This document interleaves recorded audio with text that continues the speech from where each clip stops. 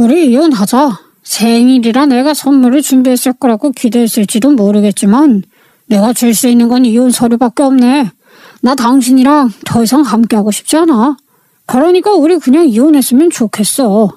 내가 이런 말 한다고 너무 원망하지는 마. 애들 키울 양육비는 줄 테니까. 그럼 내가 할 의무는 다 한 거잖아. 이런 나를 너무 매정하게만 생각하지 말아줘. 나에게도 꿈이 있고 내가 하고 싶은 모든 것들에 대한 지지를 받고 싶어. 근데 그게 당신이랑은 안 될 것 같아. 당신 능력으로는 할 수 없는 일이거든. 그러니까 이쯤에서 우리 갈라서고 각자의 길을 응원해 주도록 하자. 나를 원망해도 좋아. 하지만 내가 안 되겠는데 어떻게 하겠어. 남편의 말을 들은 저는 정말 이게 현실인지 꿈인지 구별이 가지 않을 정도로 기가 찼어요. 이혼이라니요. 갑자기 뜬금없다는 생각을 하기도 했죠. 솔직히 말해서 지가 뭐 얼마나 대단한 거라겠다고 제가 도움을 줄 수 없다면서 이혼을 하자고 하는 건지도 이해가 가지 않았고요. 결혼까지 한 마당에 직군 펼치겠다고 말도 안 되는 소리를 하면서 이혼을 하자고 욕을 하는 남편이 정상적인 사람으로 보이세요? 겨우 이딴 말이나 하려고 나오자고 한 건가 싶더라고요. 그날은 제 생일이라고 남편이 우리 둘이서만 데이트를 하자고 제안을 해서 아이도 일부러 친정에 맡기고 나온 날이었거든요. 진짜 황당하죠? 생일날 그것도 분위기 딱 잡고 호텔에서 식사를 하면서 이혼 이야기를 꺼내다니 저는 정말 전혀 예상하지 못했기 때문에 어안이 벙벙할 정도였어요. 사실 좀 귀찮았거든요. 밖에 나와서 밥을 먹는다는 게요. 그리고 또 제 생일이니까 아들이랑 함께 축하 파티를 해야 한다고 생각을 했어요. 애들이 또 케이크 먹는 것도 좋아하고 촛불 끄는 것도 좋아하니까 같이 그냥 집에서 음식 시켜다가 조촐하게 생일 축하 노래나 부르려고 했었거든요. 그래서 남편한테 왜 당신이랑 둘이서 데이트를 하냐고 계속 거절을 했는데 남편 놈이 하도 조르니까 아유 알겠다고 하고 나온 날이었거든요. 최근에 남편이랑 별로 대화도 없었고 뭔가 같이 하는 것도 전혀 없었거든요. 저랑 대면 하던 이 화상이 웬일로 나한테 이런 제안을 하지 싶어서 놀랐던 것도 있었어요. 근데 이런 일이 기다리고 있었을 줄이야 누가 상상이나 했겠냐고요. 이혼?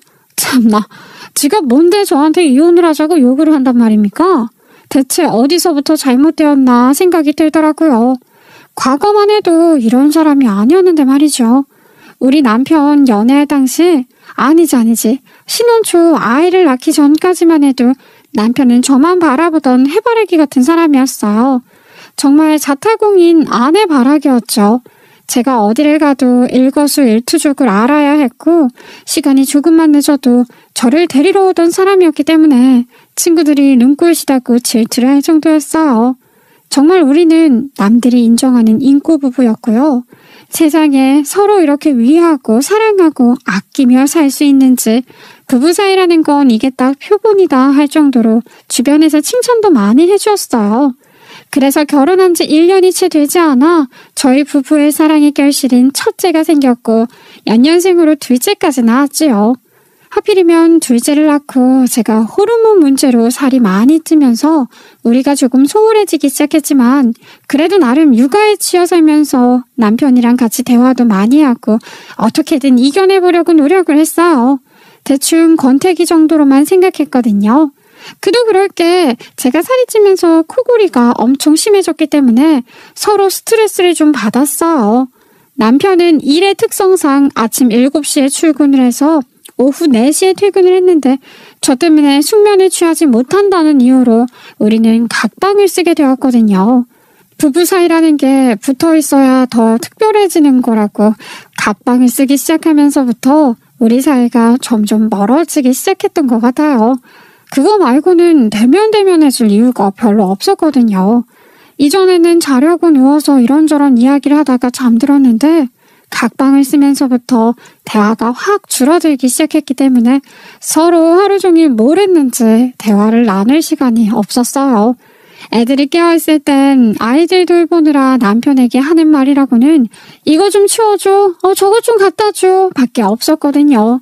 거기다가 제가 몸 관리를 해야 했기 때문에 늘 예민했고 남편의 사소한 행동에 화가 나기 시작했어요. 호르몬이라는 게 사람 성격을 개차반으로 뒤집어 놓더라고요. 남편이 양말을 뒤집어서 벗어놓는다거나 먹고 난 그릇을 치우지 않는다거나 하면 엄청나게 화가 치밀어 오르는 거예요. 남편의 입장에서는 제가 아무래도 몸 관리를 해야 하는 입장이라고 해도 큰 병에 걸린 것도 아니고 하루 종일 집에만 있으면서 그런 집안일도 안 하냐?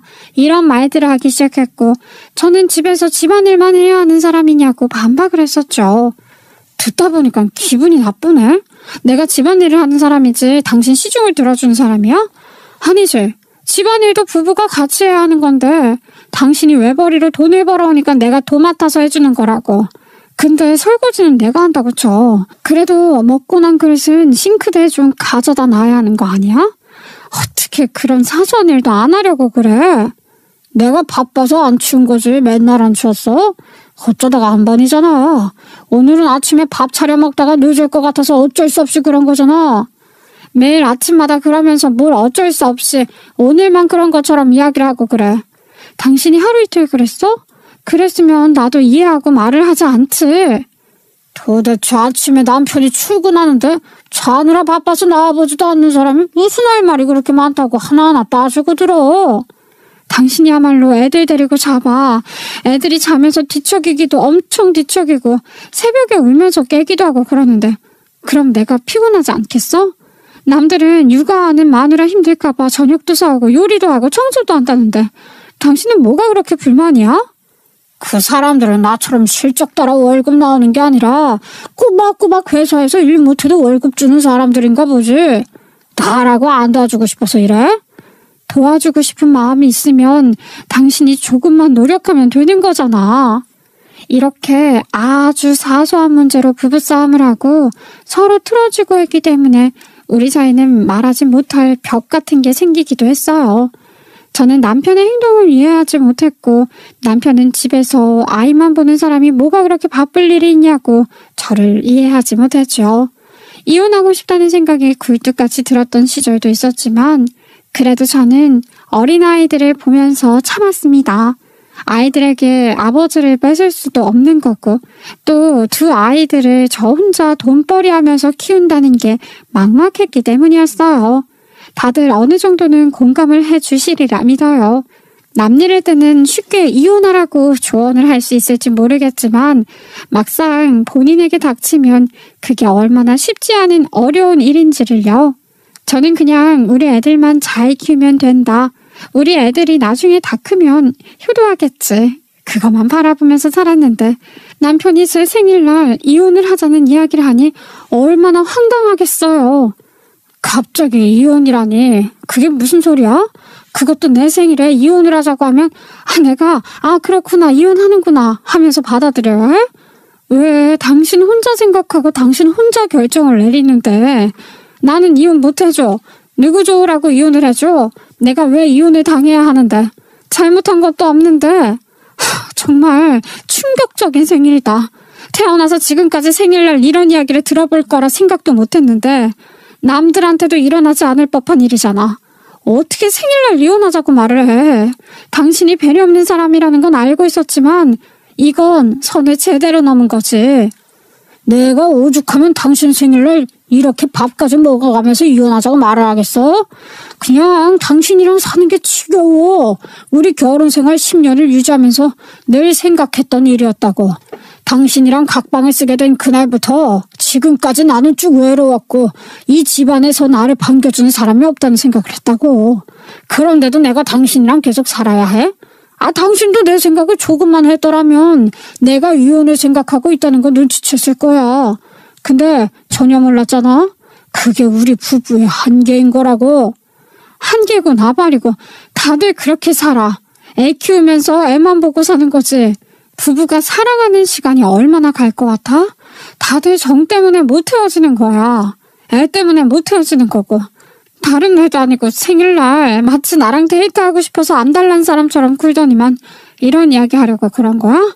뒤통수 제대로 맞았네. 그래, 생일날 굳이 이혼 이야기 한 건 미안한데 지금 아니면 당신이랑 단둘이 이야기할 시간이 언제 있겠어. 오죽하면 내가 이랬겠니. 그리고 부부간의 정? 참나, 그 정이 더 이상 나한테는 남아있지 않다고. 연애 1년하고 결혼한 이후로 우리가 각방 쓰면서 생활하는 시간이 더 길다는 거 몰라서 그래? 그런데 우리가 무슨 정이 남아있겠어? 각방이 문제면 같이 방 써. 그러면 되잖아. 당신이 내가 살쪄서 코 곤다는 이유로 각방 쓰자고 해놓고 이제 와서 정이 떨어졌다, 나랑 같이 사는 게 재미없다고 말할 자격이 되는 거야? 애초에 각방 쓰자고 말을 한 것도 당신이었고 나랑 대화하기 싫다고 매번 짜증냈던 것도 당신이었어. 근데 지금 누구한테 뭘 뒤집어 씌우는 거야? 솔직하게 말하면 나는 이 집안에서 그냥 돈 벌어오는 기계 같아. 당신이랑 같이 살면서 즐거운 것도 없고 매번 월급날만 기다리는 당신 꼴 보기도 싫다고. 하나하나 정이 다 떨어져서는 이제 얼굴 보고 밥 먹으면 밥맛이 뚝뚝 떨어지는데 이 상태로 어떻게 같이 살아? 당신이야말로 나랑 결혼생활 유지하겠다고 말하는 거 그거 욕심이고 이기적인 행동인 거야. 당신이 나에 대한 정이 조금이라도 남아있으면 이혼해 주라고. 내가 왜 이혼을 해줘야 하는데? 그럼 재미있는 일을 하려고 노력을 해보던가. 내가 어딜 가자 뭘 하자 해도 매번 귀찮다고 애들이랑 다녀오라면서 카드 주워준 건 당신 아니었어? 당신이 애들 생일날 애들 데리고 놀이공원이라도 한번 가줬어? 매번 주말에는 사람 많다, 지금 가면 줄만 2-3시간 기다리다가 오는 거다 하면서 한 번을 안 갔잖아. 그래놓고 이제 와서 정 떨어져서 같이 밥 먹기도 싫다고? 야, 말이면 단줄 아냐? 평일에 내내 일하고 주말까지 그렇게 노동을 해야 해? 아, 나한테 쉬는 시간 하나 못 주냐고. 당신은 맨날 집에서 놀고 먹으면서 말이야. 아휴, 말해봐야 뭐해. 입만 아프지. 그냥 그런 게 싫다고. 다 싫다고. 나는 지금처럼 살 자신도 없고 앞으로도 그럴 생각이 없다고. 그러니까 이혼하자고. 진짜 무책임한 소리 하고 있네. 당신 아이야. 나 혼자 낳은 아이들이 아니라 당신 피가 섞인 애들이라고.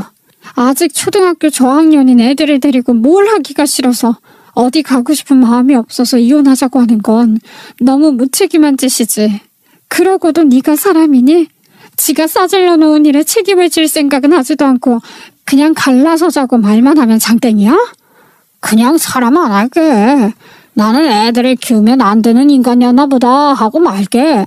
그러니까 진짜 이혼하자. 당신이랑 나랑 서로 행복해질 수 있는 기회 아니야? 당신은 가정에 충실할 수 있는 사람 만나서 재혼해. 그러면 되잖아. 이제는 나한테 집착 좀 그만하고 나를 놓아줬으면 좋겠어. 진짜 말 쉽게 한다. 나한테 애들 둘 다 떠넘기듯이 넘겨놓고 너는 돈 주면 그만이라고 생각하는 거지? 나한테 다른 사람 만나라고? 너 그게 현실적인 이야기인 것 같아? 그러면 어떻게 해? 당신이랑은 죽어도 더 못 살 것 같은데 나라고 이런 이야기를 하는 게 쉬운 줄 알아? 어려운 일이었어. 내가 오죽하면 당신 생일에 애들 두고 나와서 이런 이야기를 하겠냐고. 내 입장도 좀 생각해주면 안 돼? 갑자기 이혼을 하자는 놈한테 내가 뭘 이해하고 생각을 해. 애들 떼어놓고 둘이서 데이트를 하자고 하길래 이 인간이 웬일인가 싶었지. 애들 두고 나오면서 미안한 마음 가졌던 내가 너무 바보 같고 미련스럽다. 나는 이혼 못 해주니까 그런 줄 알아. 당신이 뭘 잘했다고 이혼을 해달래? 잘한 거 하나도 없고 앞으로도 잘할 생각이 없으니까 제발 이혼하자고. 내가 이렇게까지 매달리는데 당신이 이혼 못 해주겠다는 이유도 모르겠어. 내가 이렇게 이야기를 하면 당신도 정 떨어져서 이혼 생각해야 하는 거 아니야? 아, 나한테 무슨 미련이 그렇게 남아서 이혼을 못 하겠다는 건지 이해가 안 되네. 미련? 그런 거 없어. 그냥 당신이 지금 하는 행태가 너무 마음에 들지 않아서 이혼 못 해주겠다는 건데? 어디 한번 잘 생각해봐. 당신이 과연 나한테 이혼을 이야기할 수 있는 처지가 되나? 당신이 양심이 있으면 나랑 애들 버리고 그런 말을 하는 것 자체가 잘못되었다는 걸 깨닫게 될 거야. 저는 그 비싼 호텔밥을 먹다 말고 그대로 나왔어요. 그리고는 집에 들어가지 않고 한참을 생각하게 되었습니다. 남편이랑 저랑 연애할 때만 해도 모두의 부러움을 샀었는데 세월이라는 게 이렇게 무색한 건가 싶은 생각이 들더라고요. 우리가 결혼을 하겠다고 양가에 인사를 드리러 갔을 때의 기억부터 어제까지의 일들이 주마등처럼 스쳐 지나가는데 너무나도 열불이 터지는 게 아니겠어요? 지가 감히 저한테 이혼을 이야기할 수 있는 건지 저는 결국 그날 밤늦게서야 집에 들어갔고 남편은 이미 방에서 잠이 들었는지 신발만 덩그러니 있더라고요. 아이들은 저희 부부가 데이트를 한다고 했으니 친정에 맡겨둔 상황이었거든요. 제 생일이랍시고 남편이 외식을 하자고 나가자고 했다고 했잖아요. 남편이 은근히 호텔에서 밥을 먹자고 말을 했던 터라 저는 혹시 호텔에 룸을 잡아놨었나 싶었어요. 김칫국 제대로 마신 거죠.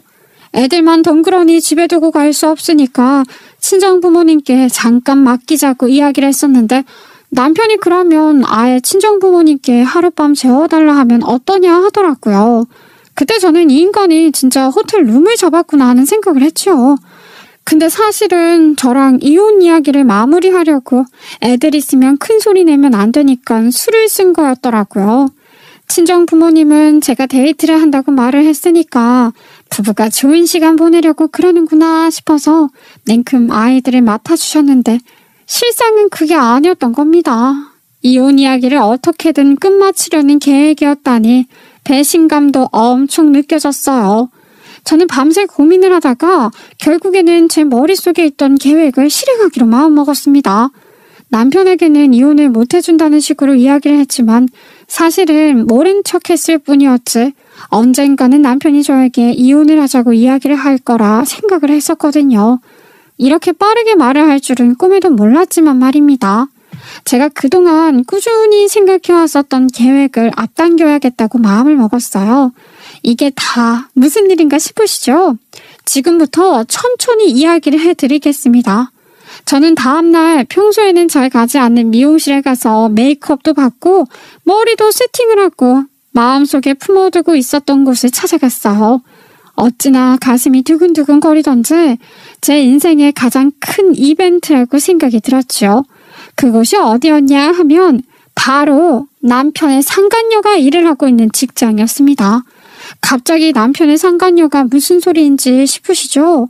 사실 저 이 사실을 2달 전에 알았어요. 남편이 바람을 피우고 있다는 사실을 말이죠. 2달이나 이 사태를 잠자코 지켜보면서 참고 있었다는 게 정말 대단하죠. 저 완벽하게 복수를 해주고 싶은 마음이 있어서 당장이라도 남편 놈의 머리 끄덩이를 잡고 싶었던 것을 꾹꾹 눌러 참고 있었답니다. 제 인내심에 박수를 쳐주고 싶네요. 사실 우리 남편은 헬스장에서 일을 하는 헬스 트레이너였어요. 아침에 7시 오전반부터 개인 PT가 있었고 오후 4시까지 일을 했거든요. 그래서 오전 시간에 시간 많은 주부들은 물론이고 아침 이른 시간에 운동을 하러 온 직장인들 PT도 봐주고 그랬었어요. 그 뒤로는 개인 운동을 하거나 아니면 PT 일정이 밀린 회원들 운동을 봐주거나 하곤 했었죠.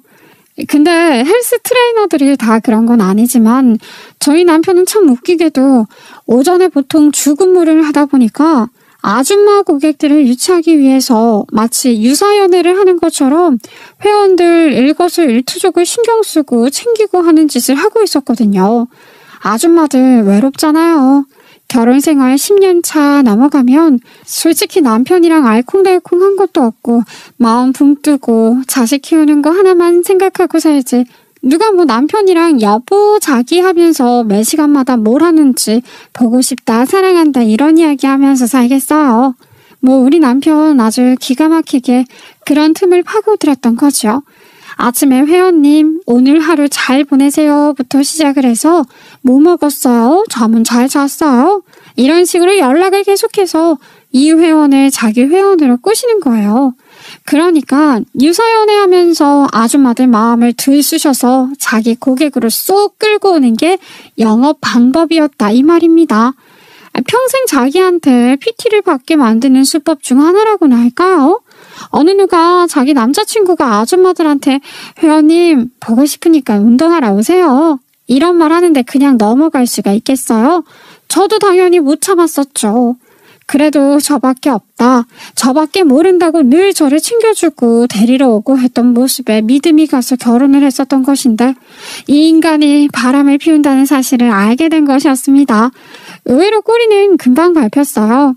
남편의 회원 중에 이혼을 한 여자가 하나 있었는데 남편에게 개인 PT를 받으면서 엄청나게 친해지게 된 것이었죠. 저도 아주 우연한 기회로 남편의 휴대폰에서 그 여자랑 나눈 문자 메시지들을 보고 남편에게 난리를 친 적이 있었어요. 남편이 발뺌을 하면서 그저 매번 하는 고객 유치일 뿐이다 하며 넘어갔거든요. 여보, 이 문자 메시지 뭐야? 오늘 하루는 어땠나요? 저는 강사님 생각하면서 보냈어요? 아니 지금 회원이랑 이런 연락을 하는 게 말이나 돼? 알잖아. 내가 가고 싶어서 그런 대답하는 게 아니라는 거. 이 회원님이 이혼을 해서 그런 건지 외로움을 많이 타는 성격인 것 같더라고. 내가 조금만 잘해주면 PT권도 30회씩 끊고 내가 추천해주는 제품 사면서 내 것까지 사다 바치는데 당연히 놓치고 싶지 않은 회원이지 않겠어? 내 마음까지 오해하지 말아줘. 정말 그게 다야? 아무리 당신이 고객을 유치해야 해서 이런 말 저런 말 다 한다고 하지만 이 문자는 뭔데? 저도 회원님 생각하느라 가슴이 불끈불끈? 아니 이런 대화를 하는 건 바람이나 다름없는 거 아니냐고. 도대체 이렇게까지 하면서 고객을 유치해야 할 정도로 당신 실력이 없어? 내가 실력이 왜 없어? 실력이 있으니까 회원들도 줄줄이 나한테 PT 받는다고 하는 거지. 그게 아니라 요즘 워낙 헬스 트레이너라고 개나 소나 붙여서 일을 하니까 자리가 좁아진 건 맞는 말이지. 나도 노력을 해야 하지 않겠어. 요즘 헬스 트레이너들 보면 다들 20대야. 나는 40대잖아. 그만큼 노력을 해야 한다고. 젊은 사람들이나 남자 고객들을 유치하면 되지. 왜 굳이 이혼요? 그것도 40대 여자들한테 이러는 건데 당신 생각이 불순하다는 생각밖에 안 들어. 벌써 연애 때부터 내가 몇 번을 참았는데 아직까지도 이러고 있는 거야? 당신이 이런 짓 안 해도 요즘은 운동하려는 사람들은 다 자기 맘 잡고 운동한다고. 진짜 의처증도 아니고 왜 그래? 남자 고객들은 돈이 안 돼. 걔네는 PT 4-5번만 받고 지들 스스로 운동하는 애들이라니까. 여자 고객들이 돈이 되는 법이라고. 그리고 여자 고객 유치하는 데는 이 방법만큼 기가 막힌 것도 없다니까. 남편은 절대 바람 아니라며 저한테 의부증 난리를 치면서 그런 생각하지도 말라고 오해받는 게 기분 나쁘다고 했어요. 근데 평소 같으면 그냥 유사연애로 치부하고 넘어가겠는데 이 이혼한 회원이라는 여자랑은 좀 다른 것 같더라고요. 의심이 꼬리를 물었고 이대로 그냥 넘어가면 안 된다는 생각에 남편이 모르는 아들 친구 엄마를 꼬셔서 헬스장에 등록을 시켰다 이 말입니다. 그리고서는 제 남편 좀 지켜봐달라고 부탁을 했어요. 그리고 제대로 먹혔죠.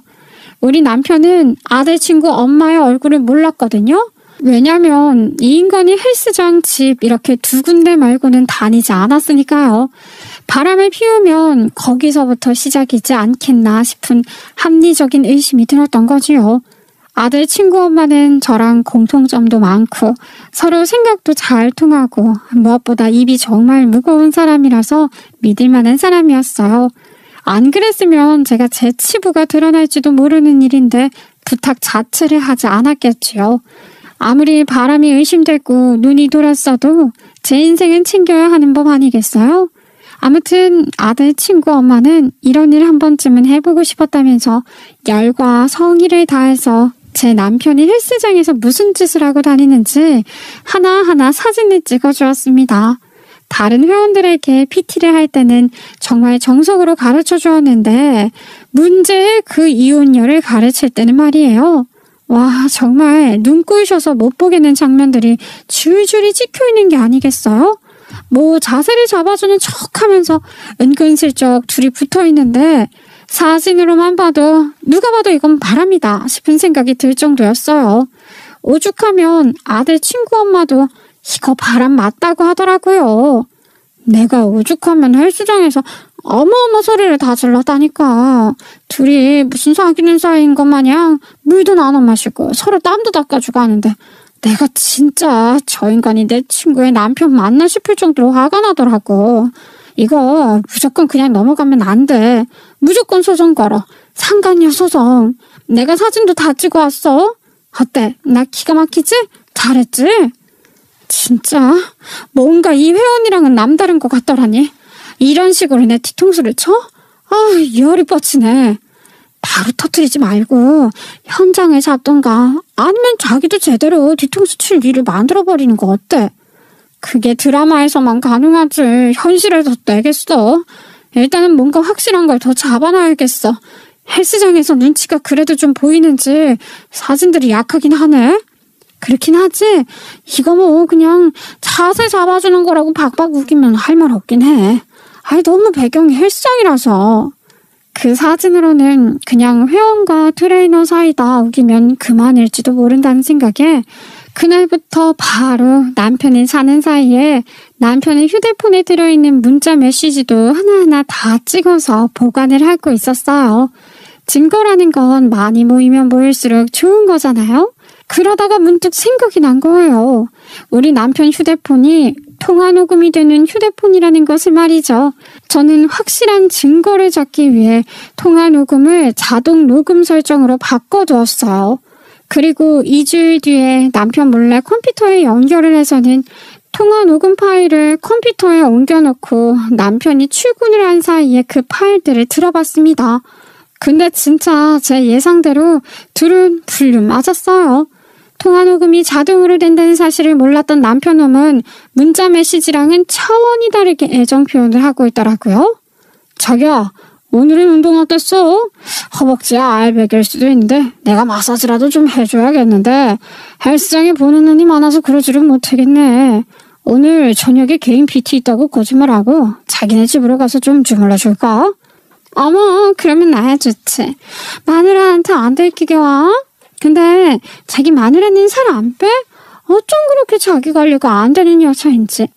막말로 자기 마누라가 관리만 잘했어도 당신 나랑 바람 피울 일 없었던 거 아니야?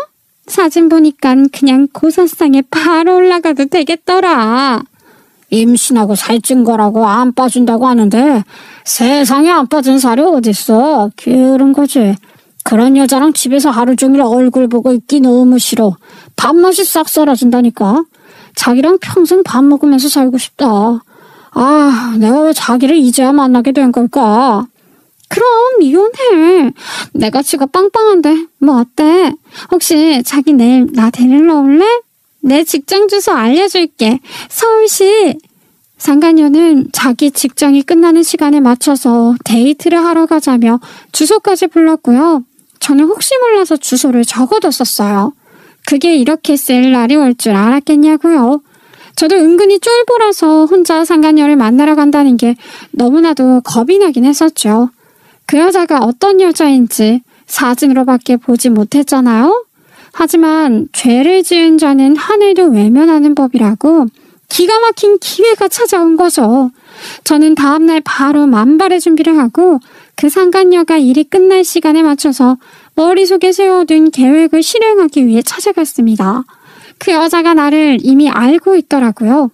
물론 전화통화에서 고사성 어쩌고 하면서 제 외모를 비하했기 때문에 얼굴은 알 거라고 예상은 했지만 저를 보자마자 알아보고서는 눈이 동그랗게 변하더라고요.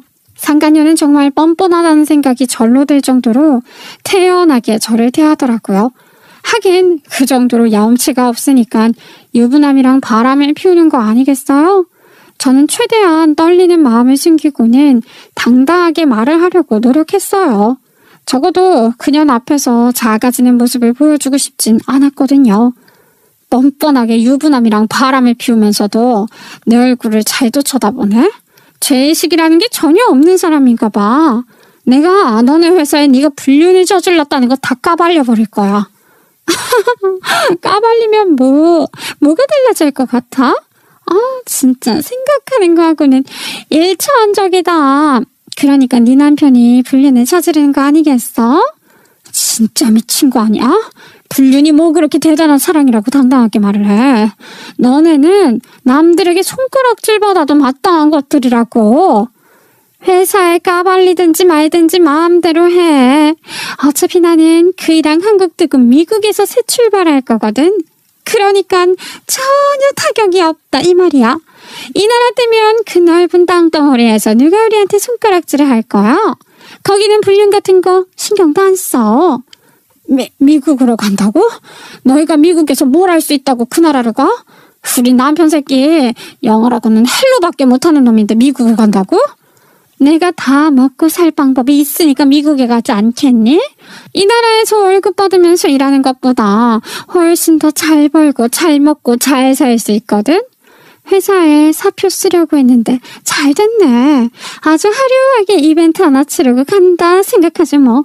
사표 쓸라 해도 말해줄까? 가발리든 말든 쓸데없는 소리 그만하고 빨리 이혼이나 해줘.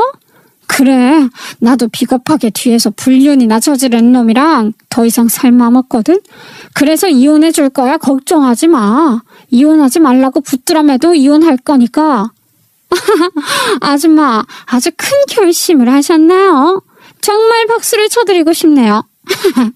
그럼 내가 그이랑 이혼서류 들고 갈 테니까 내일 카페에서 만나서 도장 찍자고. 내가 아무리 불륜을 저질렀다고 염치 없다고 해도 아줌마네 집에 쳐들어가서 애들 다 있는 앞에서 이혼 서류에 도장 찍으라고 요구하기는 좀 양심에 찔렸거든. 미친년이 따로 없네. 뭘 잘했다고 그렇게 당당하게 말을 하는지 언제까지 그렇게 당당할 수 있나 보자. 내가 미국에서 새 출발하겠다는 너희들을 위해서 아주 큰 선물을 준비했거든. 잠시만 기다려줄래? 전화 좀 해야 해서. 그리고는 저는 궁금해하는 상간녀의 표정을 비웃어주면서 전화를 걸었죠. 상대방은 금방 받았고 이야기 끝냈으니까 지금 들어오시면 될 것 같다고 말을 하고 전화를 끊었습니다. 전화를 건 지 얼마 되지 않아서 상간녀가 아주 깜짝 놀랄, 아니 기겁을 할 만한 사람이 상간녀의 사무실로 들어왔어요. 그 사람이 누구냐고요? 바로 상간녀의 양아버지였습니다. 이 일이 어떻게 된 건지 궁금하시죠? 저도 정말 저한테 이런 일이 일어나게 될 줄은 상상도 못했죠. 제 친구 준우 엄마가 남편이 일을 하는 헬스장에 가서 염탐을 해줬다고 했잖아요. 사진도 다 찍어서 보내주고요. 그렇게 준우 엄마가 할 일은 끝났다고 생각을 했는데 며칠 전에 저를 불러내서는 호들갑을 떨면서 이야기를 해주더라고요. 아니 자기야, 세상 진짜 기가 막히게 좁다. 내가 어마어마한 이야기를 들고 왔어. 글쎄, 내가 실수로 그때 자기 남편이랑 그 여우년이랑 사진 찍어놨던 걸 서랍 안에 넣어놨었거든.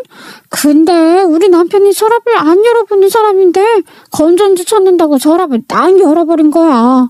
어머머, 그럼 자기 남편이 우리 남편 불륜 사진 다 본 거야? 아유, 어떻게 쪽팔려서. 근데 글쎄 그 사진을 유심히 보더니 나한테 이 사진 뭐냐고 그 여우년이 자기 아는 사람인 것 같다고 이야기를 하는 게 아니겠어? 내가 그게 무슨 말이냐 자세하게 이야기를 좀 해보라고 말을 했지. 그랬더니 전 회사 다닐 때 알게 된 사람이라고 하는 게 아니겠어. 어우 나 진짜 시급했잖아. 자기 알지? 우리 남편이 나랑 결혼하기 전에 다니던 회사에서 해외 근무했었다고 말했었잖아. 그때 한인교회를 다니면서 알게 된 지인분이 계시는데 그분이 수양딸로 키운 여자가 그 여우년이라는 거야. 뭐라고? 그러면 지금 자기 남편 아는 지인분의 수양딸이 우리 남편의 상간녀다 이거지? 맞아. 글쎄 그 지인분이 자기 목숨 구해준 친구 딸을 수양딸로 삼은 거라대. 그 친구분이 지병으로 돌아가셨다나 뭐라나. 목숨 구해준 게 너무 고마워서 은혜 갚는다고 생각하고 홀로 남겨진 친구 딸을 수양딸로 삼은 거래. 그래서 그 여우년이 남편 지인분을 양아버지처럼 생각하면서 따랐다는 게 아니겠어? 아무튼 남편이 그 여자 사진을 왜 가지고 있는 거냐, 여기 그 여자랑 같이 있는 남자는 누구냐 하고 물어보길래 내가 그냥 솔직하게 다 털어놨지. 그랬더니 뭐래? 욕하시지? 진짜 내가 자기 남편 앞에서 고개를 못 들고 다니겠다. 이제부터 스펙터클한 이야기 시작이라니까. 아무튼 우리 남편이 딱 그러는 거야. 역시 사람 본성은 안 변하는 거라고. 그 여우년이 엄청나게 이중적인 모습을 가진 여자였다고 하는 게 아니겠어? 우리 남편이 해외지사 근무하던 시절에 그 여우년이 심기를 거스르는 말을 했었대. 뭐 자세하게는 기억이 안 나지만 그 여자가 양아버지 재산이 워낙 많아서 그걸로 유세를 좀 떨었나 봐. 하도 꼴불견이라 한마디 했는데 그것 때문에 기분이 상했다면서 거짓말까지 쳐가면서 한인교회에서 우리 남편을 쓰레기로 만들어버렸다는 거야. 우리 남편이 억울하다고 해명을 했지만 교회 사람들이 전부 그 여자 편이었다고 하대. 그 여자가 글쎄 양아버지라는 사람이랑 교회 어르신들 앞에서 내숭이 아주 그냥 말도 못했다고 하더라. 어머머, 미친 거 아니야? 그러면 지금 사람들 앞에서 자기 남편이 이간질해가지고 곤란하게 만들었다는 거야? 와, 진짜 대박이다. 그뿐이게 어쩔 수 없이 우리 남편이 울며 겨자 먹기로 무릎까지 꿇고서는 교회 사람들 앞에서 그 여자한테 사과를 하고 용서받았다지 뭐야. 남편도 엄청 자존심 상했지만 그 양아버지라는 분이랑 교회 지인들이 비즈니스적으로 중요한 사람이라서 어쩔 수 없었다고 하더라고. 남편이 미국에서 알고 보내던 지인이 하는 말을 나중에서야 전해 들었는데 그 여우년이 글쎄 온갖 사람들 앞에서 내숭 떨던 거랑 지저분하게 이중생활하던 걸 양아버지한테 들켰다고 하더라. 그래서 쫓겨나기라도 한 거야? 그것 때문에 미국에서 한국으로 들어온 건가? 그런 거 봐. 양아버지라는 사람이 엄청 실망해서 의절당하고 그때 뭐 미국에서 결혼을 했었는데 그 남편이랑도 이혼을 했다고 하더라고. 근데 또 기독교는 이혼하면 죄라고 하잖아. 양아버지라는 분이 엄청나게 독실한 기독교 신자라 이혼하고 그런 걸 못 보겠다고 했나 봐. 그래서 그 여우년이 한국으로 들어와서 몇 년 동안 지내면서 반성하는 척하고 자기 회개했다고 하면서 양아버지한테 구구절절 편지도 보내고 전화도 하고 그랬다나 봐. 양아버지라는 사람이 결국 다시 받아주기로 했다나? 그래서 조만간 미국으로 돌아간다고 어쩐다 저쩐다 했다는 거야. 진짜 대박이지 않아? 세상 너무 좁아서 소름 돋았잖아. 그 여우년하고 우리 남편하고 아는 사이라니. 진짜 대박이다. 근데 이 얘기 들으면서 나도 좋은 생각이 하나 떠올랐거든? 혹시 그 상간녀한테 엿을 제대로 한번 먹이고 싶은데 자기가 좀 도와줄 수 있어? 어차피 자기 남편도 내 남편이 바람난 거 다 아는데 그거 다 아는 사이에 내가 뭐 부끄러울 게 있겠나 싶다. 복수 한번 제대로 하는 게 중요하지. 당연히 내가 도와줘야지. 어떻게 도와주면 되는데? 혹시 아직 그 자기 남편분이 그 상간녀 양아버지라는 사람이랑 연락이 가능한가? 어머머, 너무 확실한 방법이다. 내가 한번 물어볼게. 우리 그이도 말이야. 그 여우년한테 당한 게 아직도 분한지 말하면서 막 부들부들거리더라고. 내가 말 전해줄게. 그이도 엄청나게 좋아할 거야.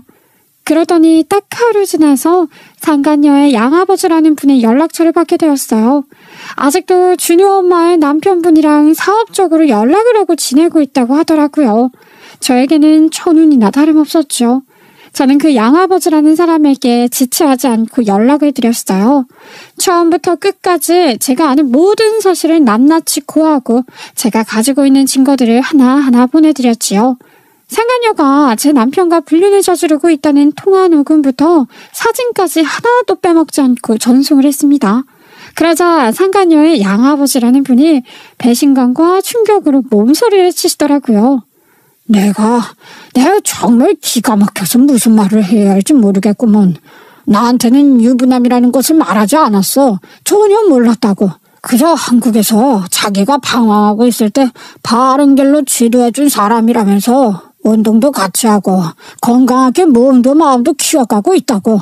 건실한 사람이라고 했다고. 근데 불륜? 정신을 못 차려도 아직 한참을 못 차렸구만.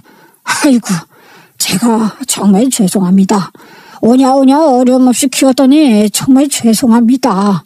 제가 조만간 한국에 들어갈 일이 있는데 그때 제가 선생님 앞에서 그 기집애가 싹싹 빌게 무릎 꿇게 만들겠습니다.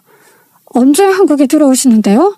저도 일정은 알고 있어야 이 불륜 남녀에게 제대로 터뜨릴 수 있을 것 같아서요. 그런데 그 타이밍이 말이죠. 너무 기가 막히게도 제 생일쯤이더라고요. 그 말은 무엇이다? 제가 생일이 지난 뒤에 터뜨리려고 했다. 이 말입니다. 근데 제 생일날 무슨 일이 있었죠? 남편놈이 배은망덕하게도 먼저 이혼을 하자고 터뜨리지 않겠습니까? 아마 양아버지께서 한국에 온다는 이야기를 듣고 저랑 이혼을 한 뒤에 인사를 드리고 미국으로 건너갈 계획이었었나 봅니다. 저는 한 번 더 그 연놈들의 머리 꼭대기 위해서 생각을 했죠. 남편이 이혼을 말한 날 곰곰이 생각을 정리하다가 깨달았어요. 다음날 상간녀 만나러 갈 때 상간녀 양아버지도 부르면 되겠다 싶더라고요. 다행히 그분도 그때 시간이 되신다대요. 어쩜 이렇게 제 계획대로 착착 흘러가는지. 왜 내가 등장하니까 놀랐냐? 어찌 그리 뻔뻔하게 불륜을 저질러 놓고서는 나를 속여먹을 생각을 하고 미국으로 들어오려고 해? 너랑은 더 이상은 안 되겠다. 너랑 의절하마. 이제는 편지를 쓰고 전화를 해도 안 받아줄 거다. 미국에 들어와서 너네들 사업하는 거 투자하겠다는 것도 당연히 취소고, 너네가 살집 구해둔 것도 계약 파기할 거다. 내가 미국에 들어가서 모든 걸 다 정리해버릴 거야. 아니, 아버지가 여기는 어떻게 알고 오셨어요? 아니에요, 아버지. 지금 오해하시는 거예요. 저 여자랑 그이랑 진작에 끝이 났는데 저희 두 사람이 잘 사는 걸 보기 싫다고 지금 강조 부리는 거라고요. 저 여자가 하는 말 다 거짓말이에요. 내가 모든 사건의 전말을 다 듣고 왔는데도 내 앞에서 지금 그런 뻔한 거짓말을 하는 게요? 너는 내 자식 아니다. 너랑은 끝이라고. 앞으로는 나한테 아버지라고 부르지도 말고 나랑 인연을 이어갈 생각도 하지 마. 저 잘못했어요, 아버지. 그 사람이 싫으시면 제가 결혼 안 할게요. 같이 미국에 안 들어갈게요. 저만이라도 제발 미국으로 걷어주세요. 저 미국에 다시 가고 싶어요. 제 친구들도 다 거기 있잖아요. 저 이제 정말 마음 다잡고 바르게 살게요, 아버지. 제발요. 꺼져라. 그 친구들도 전부 내 인맥으로 이루어진 친구들 아니겠니? 너는 빈 껍데기밖에 없다 이 말이야. 괜히 시간 버리지 말고 여기서 너 알아서 살도록 해. 미국에는 올 생각하지 말라고. 상한녀는 완전히 절망해서 울고불고 난리를 치면서 잘못했다고, 다 정리하겠다고 제발 받아달라고 애원을 했죠. 솔직히 상간녀, 양아버지 아니면 개털이나 다름없는 여자거든요. 뭐 지가 할 줄 아는 게 있기야 하겠어요? 다 양아버지가 만들어준 자리고 재산이라는데. 저는 울고불고 하는 그 여자에게 비웃음 한번 크게 날려주고는 집으로 돌아왔죠. 쿨하게 이혼을 하겠다고 서류에 사인을 딱 하고서는 그날 바로 집에서 방 빼고 애들 데리고 친정으로 와버렸어요. 죄다 남편이 일하러 헬스장에 간 사이에 벌어진 일이었죠. 남편 놈이요? 당연히 연락 겁나 왔죠. 야, 너 도대체 무슨 짓을 하고 다닌 거야? 그게 이혼만 해주면 됐지. 이혼하기는 마음까지 먹었으면 내 앞길은 막지 말아야지. 이런 식으로 초르치면 내 인생 어쩌냐고. 왜? 네 밥그릇 네가 알아서 챙겨. kum이 있네 어쩌네 하더니 그게 전부 그 여자는 양아버지한테 빌붙을 계획이었던 거니? 정신 차리고 살아라. 연락하지 말고. 그 뒤로는 걸려오는 전화 전부 수신거부 눌러버렸죠. 저는 저희 부부가 살던 집에서 짐을 다 빼버리고 친정으로 간 지 한 3주 정도 흘렀을 때 딸아이가 집에서 꼭 가져와야 할 물건이 있다고 해서 곤란해졌어요. 딸아이가 친구랑 예전에 같이 쓴 교환일기를 두고 온 것 같다면서 그걸 가지고 오고 싶다고 졸랐거든요. 짐을 대충 다 빼긴 했지만 그런 자잘한 것들은 집에 그대로 남아있었어요. 저는 새 일기장을 사주겠다고 아니면 나중에 가지고 오자고 말을 했지만 딸아이가 남편이 그걸 보는 게 싫다면서 당장 가지고 오자고 하더라고요. 어쩔 수 없이 일기장 가지러 집으로 가게 되었지요. 남편놈이랑 마주치기 싫으니까 일부러 남편놈 일하는 시간에 맞춰서 갔는데 이게 웬걸요? 시어머니랑 시아버지가 집 앞에 와 있는 거예요. 딱 마주치고 말았죠. 저도 예상치 못한 일이라 당황하고 있었는데 시모는 저보고 왜 이렇게 연락이 안 되냐고 하소연을 시작하셨어요. 저야 뭐 당연히 이혼할 거니까 시어머니 연락을 피한 거였긴 했죠. 나 요즘 뭐 일 다니느라 바쁘다고 우리 아들이 연락도 하지 말라고 그래서 내가 반찬 주러 가지도 못하고 지난번에 집에 찾아갔더니 아들이 기겁을 하면서 집에 아무도 없으니까 벨 누르지 말고 반찬만 두고 가라고 하길래 뭔 일 있었나 싶었다. 이 인간이 이혼을 하겠다고 한 지 한 달이 되었는데도 아직 시댁에 말을 못한 것이었죠. 하긴 시아버지한테 무슨 소리를 들으려고 이혼했다고 그것도 불륜을 저질렀다고 말을 하겠어요? 그래도 그렇지 제가 갑자기 일을 다니느라 바빠서 그랬다고 시어머니한테 변명을 하면 제 입장이 뭐가 되냐고요. 일한답시고 연락도 하지 말라고 했다면서 저만 시어머니한테 나쁜 사람 되는 거잖아요. 남편이 괘씸한 저는 이 사실을 폭로해버렸어요. 저희 이혼했는데 이야기 못 들으셨어요? 하긴 그 인간이 뭘 잘했다고 이혼한 사실을 당당하게 말을 하겠어요. 그 인간 바람 피웠어요. 그것도 이혼녀랑. 한 번 이혼을 한 여자인데 애는 없다고 하더라고요. 그 여자한테 눈이 돌았는지 저한테 친권 양육권까지 다 넘기고 이혼을 해주겠다고 하더라고요. 뭐야? 이혼을 해? 그 새끼가 바람을 피웠다고? 아이고 미친놈 아니야. 당장 그 여자랑 집으로 오라고 해. 결국 시아버지가 길길이 날뛰고 시어머니는 남편하고 연락해서 상간녀 데려오라고 하고 결국 전부 다 집에 모이게 되었습니다. 이게 얼마나 웃긴 꼴인지요. 이혼을 하기로 한 마누라, 상간녀, 그리고 시부모까지 다 같이 있으니까 아우 진짜 소름 돋더라고요. 야, 네가 여기 왜 있어? 무슨 낯짝으로 여길 찾아오고 난리야? 아이씨, 너 때문에 우리 부모님이 다 알게 됐잖아. 아직 이혼하기로 했던 거 말씀 안 드렸니? 나 귀찮은 거 싫어서 내가 말씀드렸어. 아, 진짜 미친 거 아니야? 그걸 네가 뭔데 말을 해? 내가 알아서 타이밍 보고 말을 하려고 했는데. 그럼 내가 이 집 며느리도 아닌데 며느리 노릇을 해야겠니? 저 여자가 제가 말한 그 여자입니다. 앞으로는 저 여자한테 며느리돌이 다 하라고 하시죠. 그 말에 시어머니 뒤로 넘어가고 시아버지는 침까지 흘려가시면서 분노를 표출하시더라고요. 근데 글쎄 그게 너무 사이다지 뭐예요? 시아버지 성격이 진짜 장난 아니게 깐깐하시거든요. 시어머니조차 시아버지 성격 못 맞추겠다고 넘더리를 낼 만큼 말이죠. 저는 중간에 몸이 아팠던 적이 있어서 그 뒤로는 시아버지가 저를 덜 들들 볶았는데 과연 불륜녀 며느리한테도 간대할까요? 그럴 리가 없지요. 그래, 너 잘 걸렸다. 네가 새 며느리라고. 내가 그동안은 우리 며느리가 몸이 안 좋아서 이런저런 부탁도 못했는데 불륜 저질러서 일까지 잘렸다고 하니 시간도 여유로울 테고 내가 아주 시킬 일이 참 많겠구나. 내 며느리라면 그 정도는 해야지. 앞으로는 네가 내 수발 들어라. 아, 내 마누라가 말이야. 나이가 들어서 내 수발 들기 아주 힘들어하는데 잘 됐어. 그러면서 시아버지는 앞으로 병원에 같이 갈 것, 약 먹을 시간마다 꼬박꼬박 전화할 것, 아침 문안 인사드리고 일주일에 2번 이상 시댁에 방문할 것, 집에서 놀면 뭐하냐, 상가에 채소가게라도 내서 장사해서 돈 벌어라. 아주 그냥 며느리 입장에서 들으면 기함할 만한 이야기를 꺼냈어요.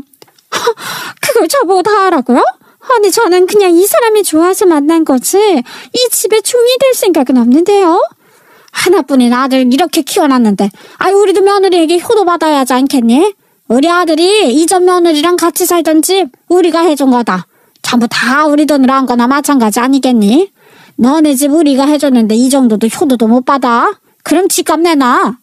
오늘부터 내 며느리로 인정해 줄 테니 앞서 말한 것들 다 지키도록 해. 하나라도 못할 시에는 집값 물게 될 줄 알아. 그러더니 오늘 저녁은 새 며느리 솜씨 좀 보자고 밥하라고 바로 앞치마 던지는 게 아니겠어요? 아이고 꼬집지 뭐예요. 우리 시아버지 성격 개 같은데 잘 걸린 거죠. 거기다가 가게에서 장사를 하라고? 매일같이 가서 딴짓을 게 뻔한데 얼마나 버틸 수 있겠냐고요? 며느리 대접받고 싶으면 효도하는 말에 상간녀가 남편 째려보는데 둘 사이가 얼마나 갈지 궁금했어요. 저는 인사도 하지 않고 그 집을 빠져나왔고 그날 저녁 시어머니와 시아버지에게서 번갈아가며 문자가 도착했습니다. 짠돌이 시아버지는 자기가 돈 모아두었던 거 나중에 무슨 일 생길지 몰라서 가지고 있었던 건데 위자료로 주겠다면서 3천만 원을 보내주셨고 시어머니는 너무너무 미안하다고 자기 아들을 용서하지 말라는 구구절절한 메시지를 보내셨더라고요. 감히 저를 버리고 잘 살 수 있겠냐 하는 마음이 들었죠. 앞으로 누가 웃게 될지 지켜보자고 생각했습니다. 근데 여기서 더한 일이 생겼지 뭐예요? 글쎄 전 남편의 불륜 사실이 헬스장에 다 퍼졌을 거 아니겠어요. 회원들 중에 유사연애를 했던 회원들이 배신감을 느끼고 대거로 헬스장을 그만둔 사람도 있었고 자기 와이프랑 불륜이었던 건 아니냐면서 상간남 소송을 건 회원들도 생긴 겁니다. 글쎄 물어주어야 하는 위자료만 4천이라지 뭐예요? 기가 막히죠. 준우 엄마가 계속 헬스장에서 동태를 살피고 있었는데 그 이야기를 전해주면서 깔깔거리더라고요. 그 바람에 상간녀가 돈까지 없는 개털인 전 남편이랑 갈라서게 되었다고 하더라고요. 하긴 지들이 전년의 사랑을 하면 얼마나 하겠어요. 전 남편은 헬스장에서도 잘리고 결국 오갈 데 없어서 시댁에 살려달라고 갔더니 시부모님이 너 같은 아들 없는데요 해가지고 오도 가도 못하는 처지가 됐다더라고요. 인과응보 아니겠어요? 지 눈에서 피눈물 흘려봐야 정신 차리지. 아무튼 고소해줄겠어요. 이래서 바람 피운 것들은 끝까지 행복할 수 없다니까요. 구독자 여러분, 저 잘했죠? 이렇게 시원하게 복수하고 나니까 살만 납니다. 앞으로도 마음에 꽁꽁 담아두지 않고 속 시원하게 눈에는 눈, 이에는 이 하면서 살아보렵니다. 제 이야기 들어주셔서 정말 감사합니다.